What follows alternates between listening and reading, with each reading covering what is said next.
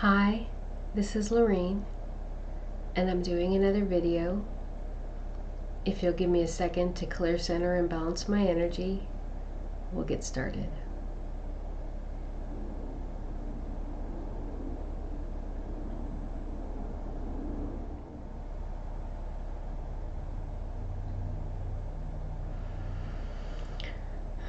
Okay. There was one strong message that came in this week, and it came in this morning, and it was just about the uniqueness of DNA, which I touched on briefly in the last video. And the message that came in was that DNA is the foundation of life on this world, or at this 3D level. Okay, it's the foundation of everything. It carries the code of karma. Okay, DNA carries the code of karma. So anything that is carried into this world spiritually, energetically, from the divine consciousness, that is meant to be lived out on this world, in this experience, is encoded in our DNA. Okay, and so as fractals, as pieces of the divine consciousness, having experiences that are unique to that fractal or that consciousness or that vibration, those experiences, those that awareness, that consciousness carries karma. Okay, it carries the energy, the balance of positive and negative, or balanced and unbalanced. It carries every experience, every thought, every action, every intention of that fractal over the course of its experiences over different lifetimes. When it is born into this world, onto Mother Earth, that information is encoded into the DNA. And that information, the word that comes to mind is influences how we respond to this environment. It influences how we respond to every stimulus that's placed before us. Okay? Every word, every action, every experience that comes before us, we respond to. And how we respond to that is a culmination of not only every experience we've had on this world prior to that, okay, prior to that moment, but also what information is encoded in our DNA from past life experiences, okay, our karma. Okay, that karma dictates the framework for this lifetime, this experience here on this world. Okay?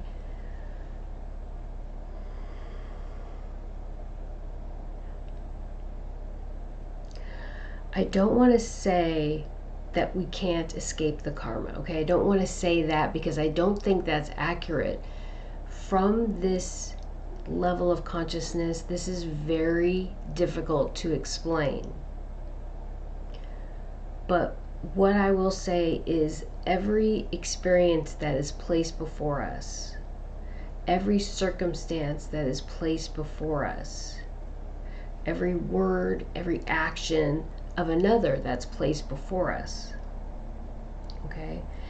This can include, this isn't just about people though, this is about circumstances. This can involve the environment, it can involve animals, it can involve any part, any energetic piece of this world.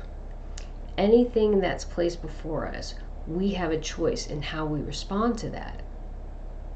Our karma, the good and the bad, the things that we've done in the past, have an influence or can influence how we respond to that, but that stimulus. But those experiences also bring wisdom, the good and the bad experiences, to help us determine how to respond to that stimulus, okay? But what came in really important is to let people know, to make people aware that DNA carries past life experiences. Okay? DNA carries not only past life experiences, but it carries our karma. Our karma is encoded into our DNA. So I know I've heard somewhere, and I can't say where, that our past life experiences is encoded in our DNA. It's in our like memory somewhere, right?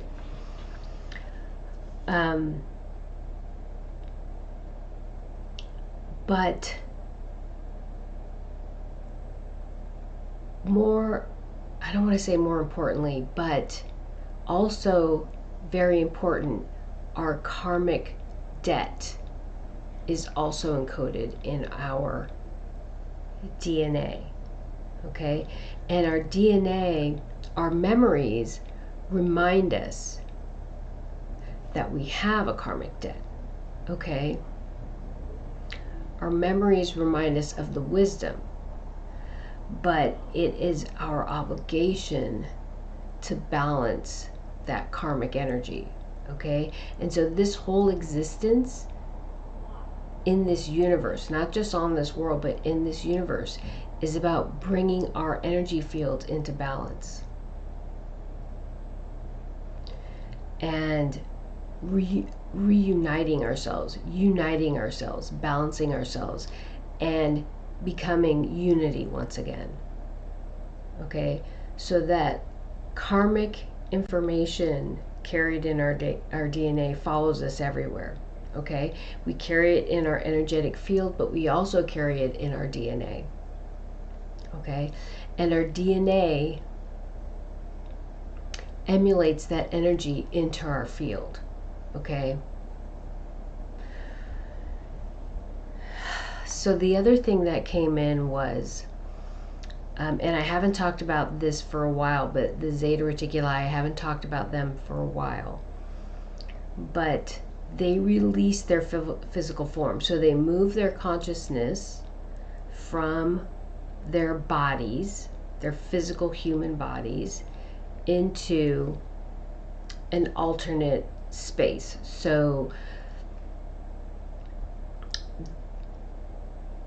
back on whatever world that they move to, they have a storage unit, and I'm just going to say a storage unit, very generic term, whatever that is. I don't want to really get into that. I did get some information about it, but I'm not going to go into that right now. They move their consciousnesses into this storage unit, okay? They do leave that storage unit, but in order to leave that storage unit, they need to move their consciousness back into another form. And so they have these physical forms that are made out of a physical material that is very low vibration, okay? So let's just say like rubber, okay? They made this mechanical rubber physical form that they can control with their consciousness. And they place that consciousness within this form, okay? Which allows them to move throughout the universe, okay? And onto our world, back onto our world. What they don't want to have happen is for that consciousness to be released from that storage unit or released from that physical form and move out into the universe, because at that point they would reunite with unity, and then they would be incarnated into another lifetime. And they're trying to prevent that, okay? They're trying to escape their karmic debt. So I've talked about the first thing I talked about a while ago was that they released the physical body because they couldn't control the emotional body, okay? They couldn't control the emotional body. And so they released it and moved their consciousness into a different format, into a different storage system. My consciousness is stored within my physical form, within this body. They destroyed their bodies and moved their consciousnesses into a storage unit because they couldn't control the emotional body. They were living incredibly out of balance, right? Additionally, the physical form eventually dies. They were trying to circumvent death, okay? And so they removed the consciousness before the physical body died and destroyed the physical body. The second thing that came to me today was that the other reason why they released the physical form is because of the karmic energy related to the DNA, okay? That was also creating a conflict with their agenda, okay? So we all have a consciousness. We all have these feelings of compassion and empathy, love, but we also have guilt. We also feel sadness. We also feel remorse, right? And these emotions help us to reconcile our experiences and rationalize and find reason in what happened and why it happened, so we can eventually find healing, right? And so this also creates conflict. So someone who's trying to move from a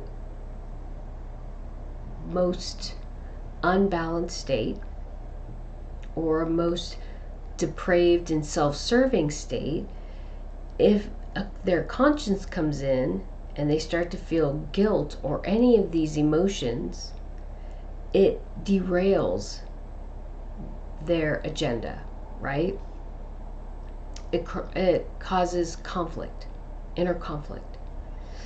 And so to prevent that from happening, that's another reason why they release the physical body, because their own karmic debt, their own karmic consequences, the divine source was coming in and influencing their path and purpose, trying to help them, support them, their angels and guides, just like for you and me, we're coming in trying to help them and support them and move them towards balance. And that was contrary to what they wanted to do. They wanted to keep doing what they were doing. That's what they were comfortable with. That's what they knew. That is what they were good at, right? They felt powerful when they were in control. They felt powerful when they knew that no one could hurt them because they had the weapons or the physical prowess or the money to be at the top where no one else could overthrow them or knock them down. That feeling of being all powerful was their comfort zone, and they didn't want to let it go. But that's about control. And in the end, control is a construct of this world. Okay? The most powerful thing we have is the ability to love unconditionally. And is within all of us, because that's the homeostatic state of the divine consciousness, of divinity, of unity, the source. When it is in the I am state, when it is merely existing and is aware of its existence, its homeostatic state is unconditional love. Our homeostatic state is unconditional love. That's the most powerful force in existence. So when someone feels that they are powerful because they have money, because they have weapons, because they are physically capable of defending themselves, that's a construct. They feel like they're in control. That's a construct. They feel like nobody else can overthrow them, usurp their desires, their will. That's a construct of control. So this unbalanced energy was feeling the push and pull of karma, feeling the guidance of the divine source, feeling the guidance of angels, guides, however you want to see it. And that was derailing their agenda. And so they're trying to find a way to avoid that accountability.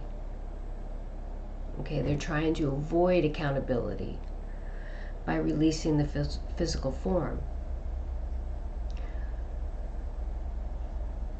That is might be a short-term solution, but this energy is encoded in our field, in our consciousness. It cannot be released. Okay? And what's happening presently, and I've talked about this in previous videos, is that storage unit is starting to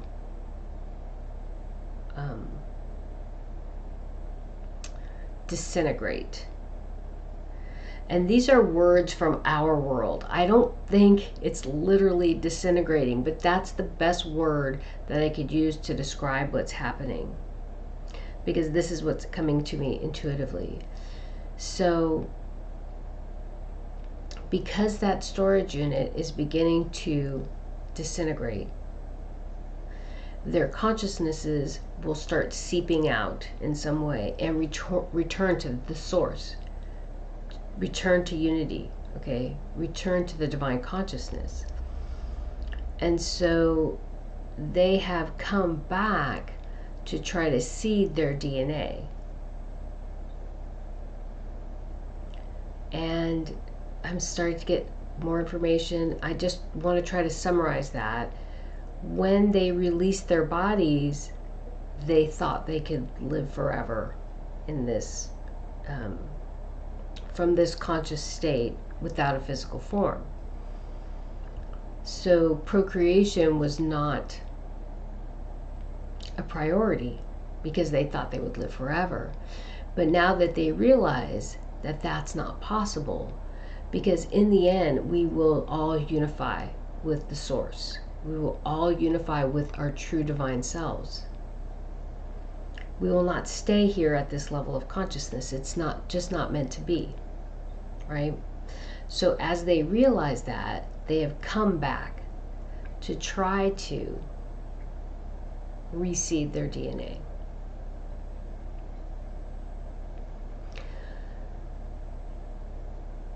I feel intuitively I've said all this stuff quite a few times. And like I said, this is about my spiritual awakening. This is not just about messages, this is about my spiritual awakening also. So as I grow, the information comes in and it changes. So this is what I could receive and how I could understand it at this level of consciousness. And it changes as my vibration rises. And so what they're telling me right now is that all this that the Zeta Reticuli have done was an exercise in futility, because what will happen is going to happen. That energy, that Zeta Reticuli consciousness, that energy that we've come to know as a Zeta Reticuli was supposed to leave this world 10,000 years ago and now they're back. Well, that's a perceived timeline, right? That would be a timeline because that's a future outcome. We're right here, right now, in this moment. At this moment, the Zeta Reticuli have not left this world. They have not gone to another world and grown and developed and become something else. The future from this moment is just a mere possibility. Okay, remember the metaphor I gave you for planning a trip, planning a vacation. I'm gonna go to Hawaii, I'm gonna fly, I'm going to stay at this hotel, I'm gonna be gone for this amount of weeks, and then I'm gonna come back. And how I said that is just a possibility until I actually go to the airport. Once I'm at the airport, that has coalesced. When I'm on the plane, being on the plane is coalesced. When I've flown to Hawaii, that moment of being in Hawaii has coalesced. When I'm at the beach in Hawaii, that moment has coalesced. But at this moment, right now, as I think about it, it's just a possibility. Okay? So right now, in this moment, the Zeta Reticuli are just a possibility. Okay?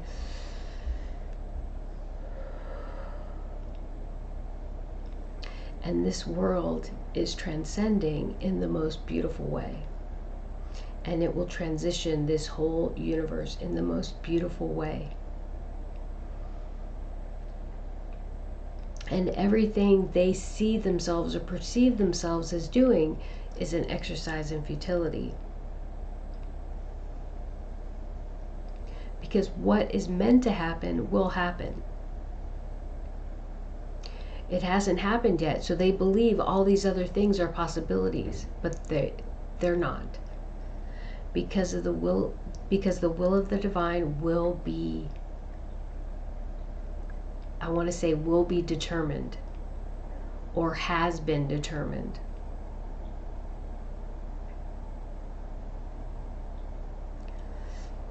And I'm just so emotional right now. I have so many emotions going through me right now. It's hard for me to speak.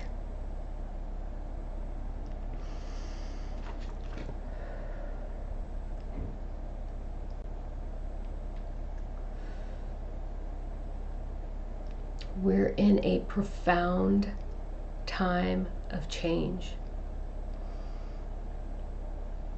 These messages that I'm saying, they don't want them to come out. Whoever they are. I have so much pain in my body, and I normally don't talk about this because I want to focus on the messages, but I'm being guided very much to talk about this. Mind, body, and spirit. I have so much energy coming in trying to attack and stop me, to break my will.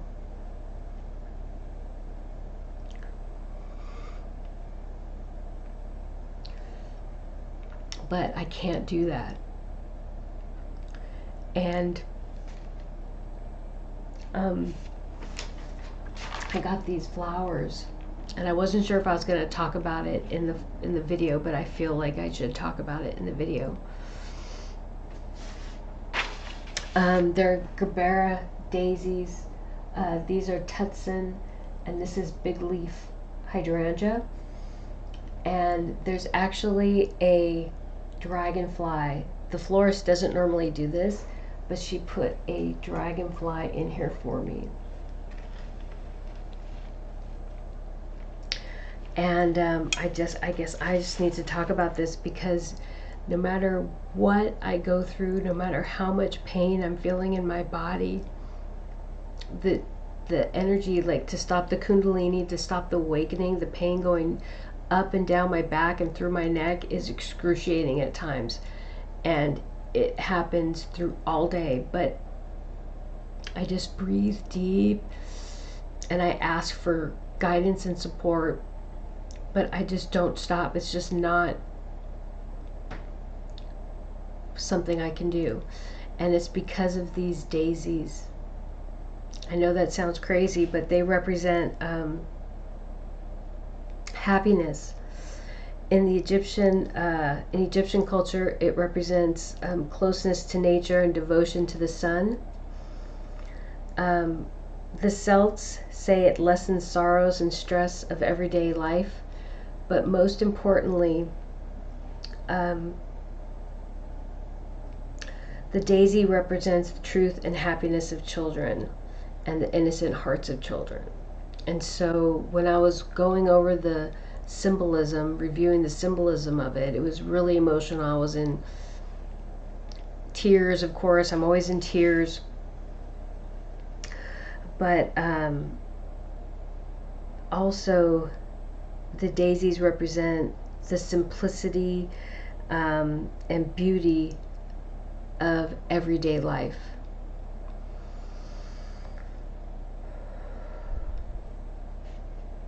And then the pink represents admiration, adoration, and high esteem. The big leaf hydrangea, let's see, right here. So the big leaf hydrangea elicits deep emotions and symbolizes gratitude, love, understanding, sincerity, grace, and beauty. And there was a florist who said about the pink big leaf hydrangeas, his name was Tan Jung Yon, and he described them as symbolizing you are the beat of my heart, and the large pink petals reminded him of a beating heart, and the large size of the petals represented the amount of love given. And I felt, even though these aren't the pink hydrangeas, I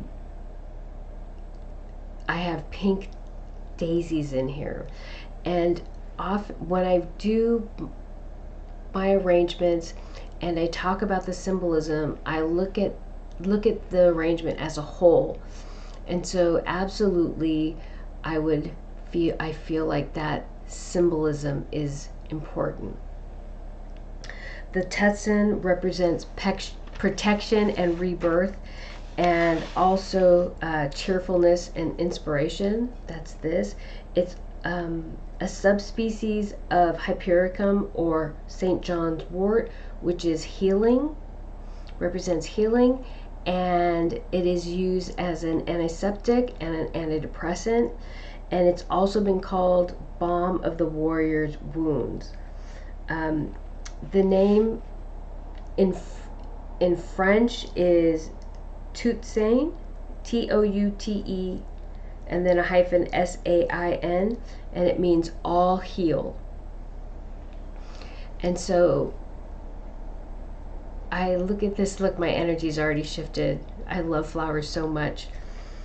The dragonfly, I'm sorry, I almost forgot. The dragonfly represents transformation, change, new beginnings, and fresh starts.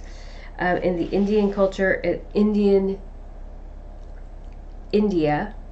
meaning India, not Native American, it represents vision and intuition. And I've been watching some Korean TV lately, and I watched a couple shows, and they always had fireflies, right? They always had fireflies in there, and it made me think of the dragonfly, even though they're two separate insects, right? I couldn't help make a connection about souls, the shifting of souls. I think in Chinese culture, actually the dragonfly is associated with the soul. But this shifting, the changing, the interacting of souls came in very strong when I was looking up the symbolism of dragonflies. And then also, again, it made me think of that a couple of Korean shows I've been watching,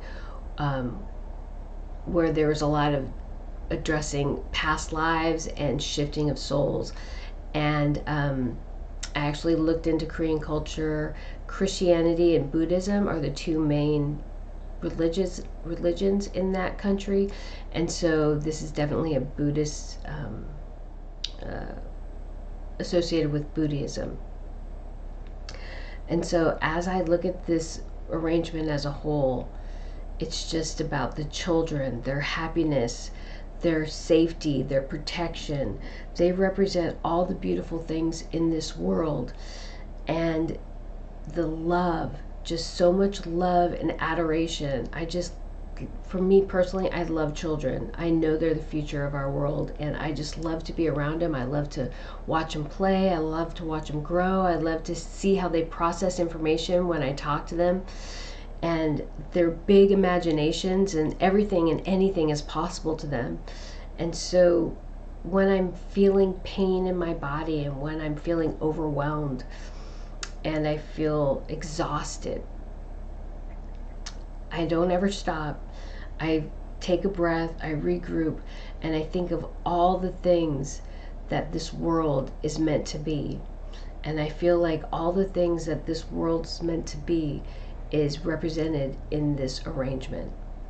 And it starts with our children. Okay? So I normally don't bring out my arrangements during my videos, but I felt very strong that that was going to be the case this time, which it was. Give me a minute. All right. I think that's it. Thank you.